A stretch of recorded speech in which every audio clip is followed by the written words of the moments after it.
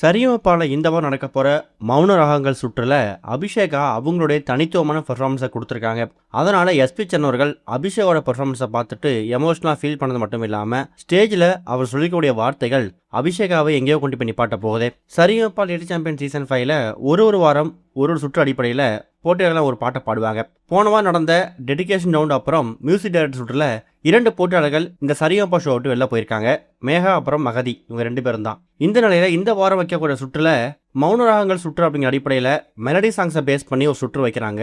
இதில் ஸ்னேகன் சீஃப் கெஸ்டா வந்திருக்காரு. சொல்ல போனா போட்டியாளர்கள் பாடக்கூடிய ஒரு பாட்டுக்கும் மிகப்பெரிய அப்ளாஸ் கிடைச்சிருக்கு.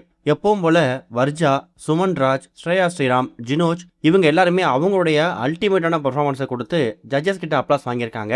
இவங்க வரிசையில் அபிஷேகாவும் எப்பவும் போல ஜட்ஜஸ் கிட்ட பேரு புகழ் வாங்கினது மட்டும் இல்லாம எஸ்பி சரண் அவர்கள் கண் கலங்குற மாதிரியே பல விஷயம் நடந்திருக்குதாம். ஸ்ரேயா ஸ்ரீராம் அவங்க நானூறு சிந்து பாட்டை பாடும்போது ஒட்டுமொத்த அரங்கமும் ஃபீல் பண்ணி பயங்கரமா அழுதுருக்காங்க. ஸ்னேகன் போயிட்டு ஸ்டேஜுக்கே பாராட்டியிருக்காரு. அடுத்ததா அபிஷேகோட பெர்ஃபார்மன்ஸை பார்க்கும்போது ஒட்டுமொத்த ஜட்ஜஸும் பயங்கரமா அழுவது மட்டும் இல்லாம அபிஷேகாவுக்கு குத்துப்பாட்டு மட்டும் தான் நினைச்சிட்டு இருந்தோம், அபிஷேகாவால மெலடியும் பாட முடியுமா அப்படிங்கிற மாதிரி பாராட்டி தள்ளியிருக்காங்க. அதுக்கப்புறமா அபிஷேகா பாடும்போது பாதிலேயே எஸ்பி சார் நிப்பாட்ட சொல்லியிருக்காராம். அபிஷேகா போதும், இதுக்கு மேலே பாடாத, நீ பாடப்பட எனக்கு பயங்கரமாக ஃபீலிங்ஸ் வருது, அழுக வருது. உண்மையாகவே இந்த வயசில் இப்படிப்பட்ட ஒரு அசாத்திய திறமையை நான் அவங்ககிட்ட எதிர்பார்க்கவே இல்லை. உன்னோட பாட்டால் எங்கள் எல்லாரையும் கட்டி போட்டது மட்டும் இல்லாமல் எமோஷனாக ஃபீல் பண்ணி அழ ஆரம்பிச்சுட்டேன். கண்டிப்பாக ஒரு பெரிய எதிர்காலம் காத்துக்கிட்டு இருக்கு அப்படிங்கிற மாதிரி வழக்கம் போல் அபிஷேகாவை எஸ்பி சேனல் பாராட்டியிருக்காரு. இந்த ஒரு வார்த்தையை கேட்டு அபிஷேகோட அம்மாவும் கண் கலங்கியிருக்காங்க. ஸ்டேஜுக்கு அபிஷேகோட அம்மா நன்றி தெரிவிச்சிருக்காங்க.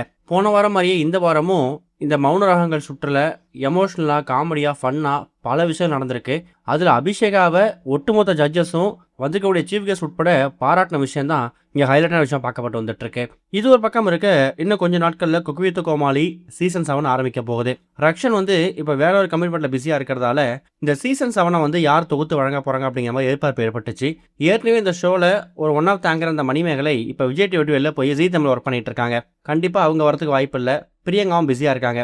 அப்போ யார் தான் வரப்போகிறாங்க அப்படின்னு பார்க்கும்போது விஜய் டிவியோட ஓஜி ஆங்கர் வேறு யாரும் கிடையாது, மாகாப்பா தான். செஃப் கௌஷிக், செஃப் தாமு, மாதம்பட்டி ரங்கராஜ் இவங்க கூட ஒன் ஆஃப் த ஜட்ஜா ரோஜா அவங்க இணைஞ்சிருக்காங்க. அதே மாதிரி இந்த சீசன் கப்புள்ஸ் ஃப்ரெண்ட்லியாக இருக்க போகுது. அதாவது ஒரு குக்கும் கப்புளாக வர போகிறாங்க அப்படிங்கிறது கன்ஃபார்ம் ஆயிருக்கு.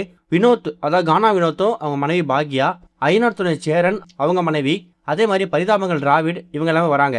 அதனால இந்த சீசனோட எதிர்பார்ப்பு அதிகமாக இருக்குது. 10ஆவதுக்கு இந்த சீசனோட மிகப்பெரிய ஆங்கரை மாகாப்பா ஜாயின் பண்ணிருக்க விஷயம் கண்டிப்பாக குக் வித் கோமாளி செட்டில் ஃபன்னுக்கு பஞ்சமே இருக்காது அப்படின்னு கன்ஃபார்மாக இருக்குது. நீங்கள் எந்த அளவுக்கு வெயிட் பண்ணுறீங்க அப்படிங்கிறத கமெண்ட்டில் மென்ஷன் பண்ணுங்கள்.